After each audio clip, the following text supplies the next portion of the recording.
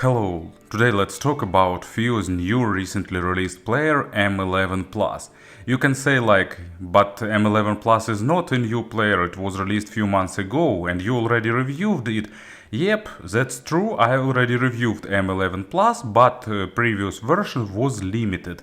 It was based on Asahi Kasei digital to analog converter chips, and you know that sad story about fire on their plant and shortage of chips, and FiiO at the moment of release of that player, FiiO already declared that it was a limited run, so it was M11 Plus limited. And looks like they've ran out of chips, and now they released M11 Plus unlimited version. Of course, it's not named unlimited, it's just M11 Plus. And it's a really rare case when actually newer version of player. It's based on double ES9068 chips, mobile version if I understood right, but the previous version was Asahi Kasei, now it's ESS. And it's a rare case when new model is slightly more powerful. It offers 210 milliwatts for 32 ohms load from single-ended output and more than 600 milliwatts from the balanced output. So it's more powerful, but at the same time it also offers longer work time, because now you can get up to 14 hours of work. Usually slightly less, of course, but still numbers increased, and it's a really good step. In terms of design and other features, it's almost the same player we've seen. It's still based on Snapdragon 660 chipset, Android 10, and with Google Play Store and other stuff, so really modern, with Wi-Fi, quick charge, Bluetooth, all codecs, MQA unfold, so all modern features are present here. Still use THX solution for the amplification. So and price, actually they didn't raise the price, it cost $700. I don't remember, but looks like previous version was 750 and this one is just 700, so price is pretty competitive. So let's have a closer look. As you can see, package is traditional for FiiO recent products. They found the good solution for packaging. They found good factory that makes packaging for them. Really like this foiling approach and nice polygraphy. Inside, of course, there is main box. Everything is pretty traditional here. And some foam. Player itself,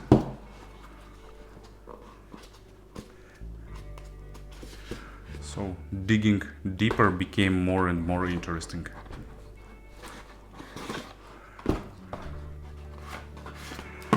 Here probably USB cable, yep, USB cable and coaxial adapter, nice.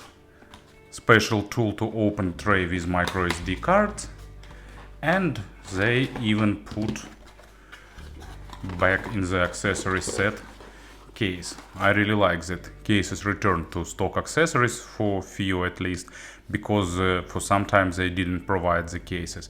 And as you can see, accessory set packaging is done on a really good level.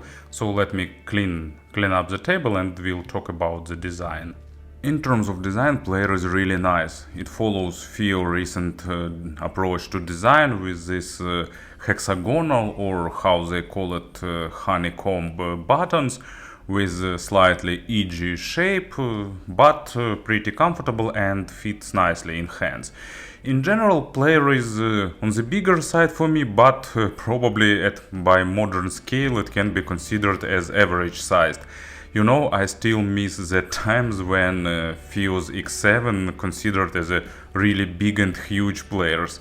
Nowadays huge players are noticeably bigger. It has interesting case made of aluminum with interesting distinguishing shapes, back panel is covered with glass with really fancy 3D pattern. It gathers fingerprints, of course, pretty hard, but at the same time, in my opinion, looks really fancy. I like this approach to design. On the left side they put on-off button with indicator around it and custom buttons that you can select the role, and also they continue using that volume control they introduced in M11 Plus Limited. It's a combination of double buttons, and at the same time it's a sensor panel, so you can swipe it up and down and you can do some additional gestures here. FiiO added a lot of customizing options, and distinguishing part comparing with limited version of M11, they added carbon-like cover to this surface. It feels really pleasant to touch, so volume adjustment became a bit more tactile. On the top side there is nothing, and on this side they've added 3 buttons for playback control and hardware hold switch. I'm not sure is it a really useful feature, because modern players you just press this button and it just goes to sleep. But anyway, and also a tray for the micro SD cards. It has 64 probably gigabytes of built-in memory, but of course it's not enough, so almost everyone will use micro SD card. On the bottom there are 2 outs. It's balanced line out and headphones out and Pentacon, and 2.5mm. And I think that 2.5mm will be history in some near future. Also single-ended phone out and line out, and it can work as coaxial out. And USB Type-C, it can be used for charging, to access internal memory and memory card, to connect external digital to analog converter and use it or use the player itself as digital to analog converter. So traditional multifunctional USB port that has so many features. It supports different versions of quick charge and PD, so to fill its battery to 100% it took about 3 hours and a half, even slightly less usually, so pretty good figures. And it has a pretty long battery lifetime, I already mentioned that. Almost whole front panel occupied with screen. It's pretty big, has nice resolution, enough brightness to be visible even under the bright sun.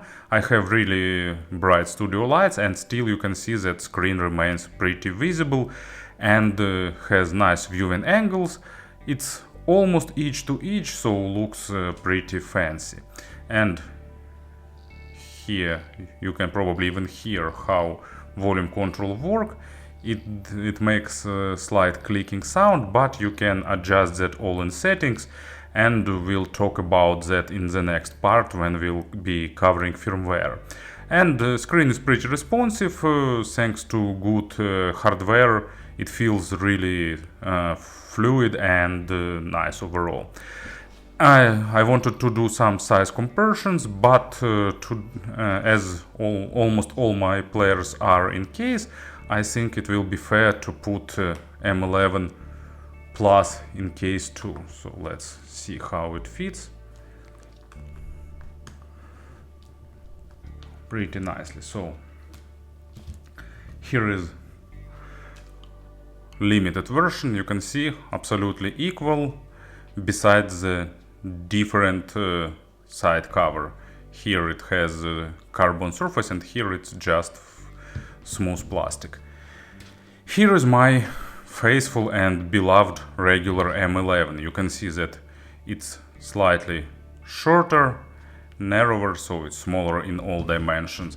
And compared to M17, now M11 looks like a small player. But in general you can see that FiiO reused a lot of familiar elements of the design, and they definitely want to keep similarity to their flagship model. In terms of firmware, nothing changed compared to M11 Plus Limited, and just a few things changed comparing to the previous generations. It's a newer version of Android 10, so you can be more safe about future, and you'll get Play Store and all the stuff. But of course, FiiO added a few tweaks to the sound part and added a bunch of additional settings. Also, you'll get the special technical support application with quick start guide, firmware update and stuff. And also separate shortcut to enter deep sleep mode. In the top drawer you'll get additional settings to choose mode. I will show it slightly later. For the gain and headphones and line out mode for regular out and for balanced phone out.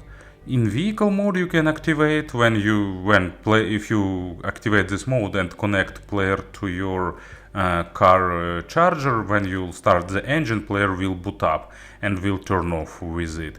Volume touch controls and auto DAP sampling, pretty nice feature, slightly improves treble performance, but at the same time consuming the battery in a pretty noticeable way. And here everything is traditional for the Android. And here is settings. So in settings, finally FiiO a few player generations ago they've added mode choose. I complained like 2 years ago that different modes are scattered across the different places in the firmware, and here you can select what you need. Android mode, it's current one. Pure music, it's same Android mode, but instead of launcher it will use player itself, and you won't get access to the desktop of the device, but nothing changed pretty much.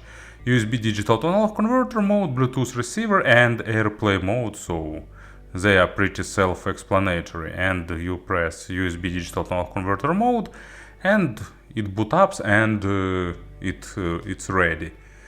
And you can toggle it to Bluetooth receiver and to other different modes. You can adjust audio settings, display settings, or you can exit this spatial modes. And let's go back. Wi-Fi, Bluetooth, more, it's all traditional. Audio, it's headphones and line out for 3.5 and Pentagon output. SPDIF out mode. Gain, you get 3 levels of gains and 3 different filters mode. Wireless playback quality, you can select what codecs you want to engage. And channel balance, auto DAP sampling, and should volume be adjustable on the line out. And in the display settings you can select sample rate display, dark theme, indicator light control. Actually you can select brightness, what to do when it's working or when it's charging. And night light, it's also Android, wallpaper, font size, display size, screensaver, so those are Android features. And a few additional settings are in global. So system navigation, gesture with buttons, what to do with multifunction buttons. So in my opinion there is not much use in these functions, but probably switch filter will be the least harmful. And power off timers, hold switch settings, so what buttons should work in the hold mode or which ones shouldn't. And volume touch panel settings, it's interesting, so do you need sounds or not? I don't like them. Slide and hold for auto adjustment, it's pretty self-descriptive. So you can slide, and if you hold it, volume will be changing, save you from extra tabs. Auto lock after inactivity, it's a pretty good thing to have to avoid accident changes of volume. Or you can absolutely disable it and use it just in 2 buttons mode. But actually, you know, it's work pretty okay, so I didn't have some false changes in sound. Volume settings, it's max system volume, max touch panel volume, and default volume for the power up. So as you can see, settings are pretty granular. In vehicle mode I already described, auto rotate screen and double tap to wake up, nice feature, but it consumes battery because device doesn't go to deep sleep and monitoring that double taps. Power consumption isn't high, but still it's present. And main application, of course, it's FiiO Music. You've probably seen it many times, so if you want to skip, you can go to next part of this review, because it's pretty traditional and nothing changed much. Here is a screen that welcomes you after startup, search, currently playing track, playlist, local music and media server to access it. And recently played, most played and recently added tracks. And here will be a list of recently played tracks. Tapping here will bring you to the now playing screen. Here you can activate the menu with a lot of different options and control playback, navigate tracks, activate this VU meter if you like, or lyrics, and on the bottom play order, favorites, add to playlists, and it's a current artist playlist, and also, if I remember right, it's a current playlist. So what will be played now? Let's go back, and local music traditionally divided to list of all tracks, artists, albums, genres, and by folders. You'll get here different options for sorting and what to display or not. There is a mass edit that allows you to delete tracks, add to playlists, and so on and so forth. And here in settings, equalizer, FiiO link that allows you to control this device with external ones or some external device with this player. Bluetooth device control, when something is connected to it you can adjust settings. And pretty interesting theme selector, you can select background based on current album or fixed color.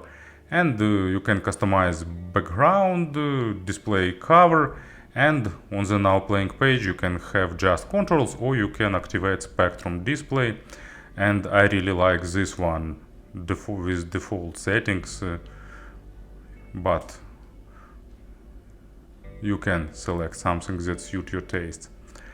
And scan for music, Wi-Fi music transfer, sleep timer, resume, and all things are pretty self-explanatory. And resume when it's start up from song or from position. And you can see that they have help for all these items. Gaye plus playback, not sure why one can want to turn it off.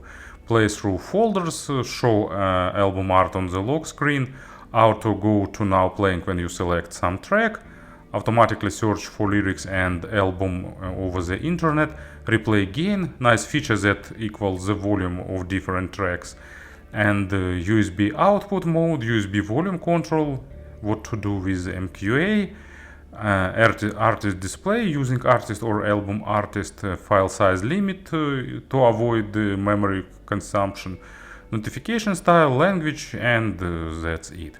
In general, firmware is pretty well built, feels solid and operates okay. Of course, here possible some edge cases and some mistakes with some untraditional usage, but FiiO actively updating their firmware, so really likely that they will address all possible issues. But actually my main scenario, just to launch player and listen to music, I didn't experience any issues in this case. And of course about the sound, just for illustration purpose I will put a FiiO FD7 on the table, they will lay aside here. Of course I tested with different in-ear monitors and headphones, and in general, you know, sound signature didn't change much comparing with limited version. There is a strong belief in the audiophile community that digital tonal converter have their own signature sounds and so on, but despite of changing digital tonal converter and tweaks in the amplification part, sound signature is still kind of neutral, but not too dry or too monitoring, with a slight hint of added emphasis on the mid frequencies to sound musical.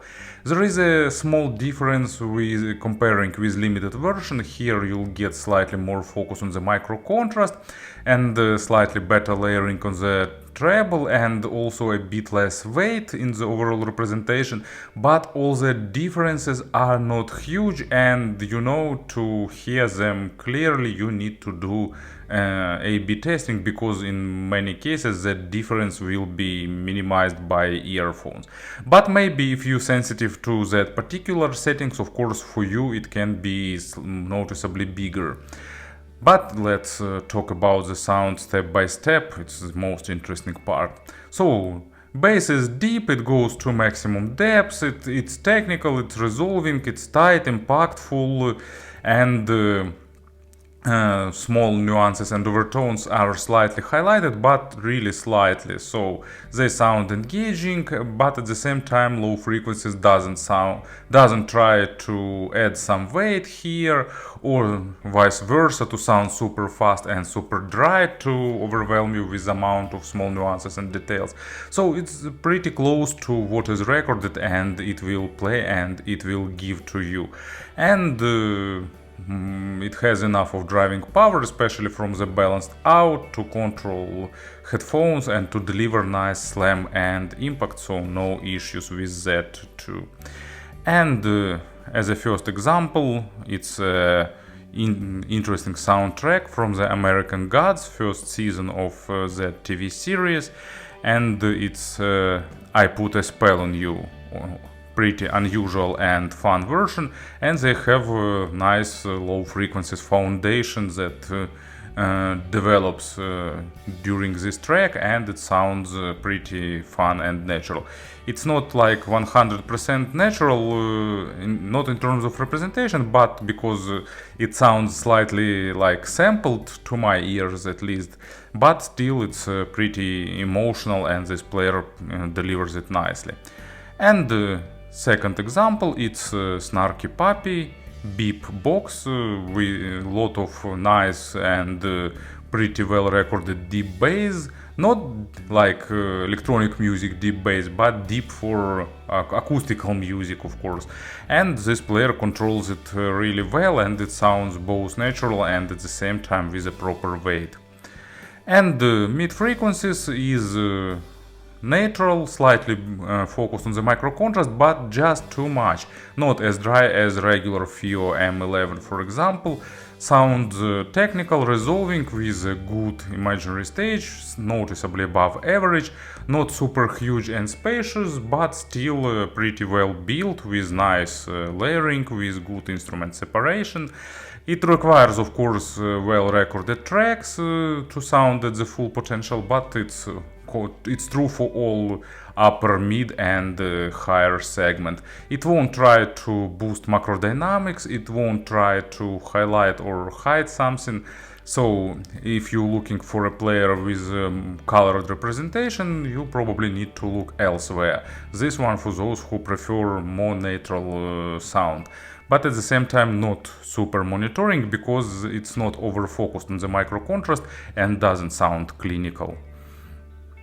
And first example, Marvin Gaye, Right On, great male vocal, for me one of the greatest vocalists, and nicely recorded, and vocal saturated with nuances and overtones, rich, smooth, and this player delivers it nicely. Of course not as great as, let's say, Ultima SP2000 with signature liquid mids, but still really good level of performance. And another track, it's Peter Gabriel, Solsbury Hill. Interesting track with fun and a bit unusual time signature, and with nice orchestral work and good vocal. It's kind of probably closer to pop music, but with nice orchestral part, with unusual ideas. So it's like pop music when smart man tries to do that.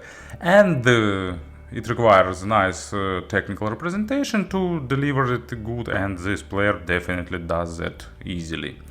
And treble, neutral, monitoring, well defined, with good refinement, and really musical and engaging for me. Proper attacks and decays, like basic layering, not super layering, but still pretty nice and present, and good overtone saturation, and at the same time not too sharp and not too analytical, so really well balanced, and giving all that overtones and nuances that you can expect for the good player. And the first example, it's John Coltrane, Love Supreme, probably the most famous album by Coltrane, third part, lot of percussions and pretty aggressive saxophone goes to the treble area, and all that things requires good technical performance for the treble, and this player gives that and plays that.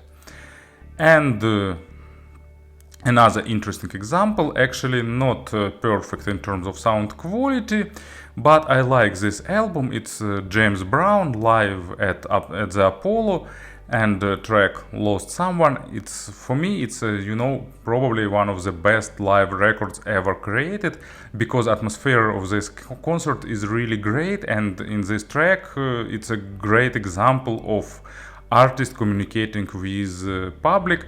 And of course here you'll get pretty splashy cymbals, typical for that time live records, slightly aggressive in terms of even on the record level. And this player plays it as is, so it's a good performance, and it helps you to dig into that atmosphere of this concert. So to summarize once again, natural technical sound with slightly boosted musical part, actually not boosted, with a slight hint of musicality on the mid frequencies, but just a little bit, so it's close to being natural, but not too dry. And speaking about the compressions, before compressions, let's talk about the load. Actually, here you'll get a good performance for the full-size headphones. Of course, not super power-hungry ones, because for them you'll need something more powerful, but for all models that make sense to use in the portable usage, it will drive them without much problems. And with sensitive in-ear monitors, background is pretty black, and noise level is really low, so there won't be issues with background noise unless you connect super sensitive earphones to the balanced out and boost gain to maximum level, but just don't do that. And about the difference of outputs, on the balanced you'll get slightly wider imaginary stage. Difference isn't huge, but it's audible. And now speaking about the compressions, so comparing with regular or with limited version of M11 Plus, here you'll get slightly more micro contrast and slightly more detalization. It sounds like less weighty and a bit more detailed. For me, this difference isn't big, but as I've said, for someone it can be distinguishing and pretty huge. And R6 2020 is more natural, more focused on the micro contrast, sounds drier and more monitoring. Shenling M6 Pro 2021, I hope I didn't make a mistake in the model name, it's more boosting dynamics, it's more like emotional player with more colored representation. What else we have in similar price segment? Slightly more expensive is a Basso DX240. For that price you'll get replaceable amplifiers, and soon I'll hope to review the new Amp 8. And the DX240, it's offers slightly better extension on the treble, a bit more drier signature, and on the bass it's slightly more impactful, while this one is better in rendering small nuances on the low frequencies. I won't say which one is better. For me, difference isn't huge, and it's always more a matter of taste. because all players are like technical, detailed, and so on and so forth. In the more affordable segment, we can discuss which one is better, which one is worse, and still usually it's more a matter of taste. But in the as we're moving closer to top segment, modern devices will give you good control, resolution, and all that stuff. And DX300, it's more detailed, so if you're looking for more focus on the micro contrast and more detalization, DX300 is your choice. FiiO's own M15 is slightly more weighty and more boosting that weight part of the things, giving more body for the instruments and vocals. And it's still probably one of the best versions of sound for those who like that typical for Asahi Kasei digital tonal converter chips sound. And Aston Kern Alpha, it's more monitoring, but at the same time with slight hint of Aston Kern signature mids.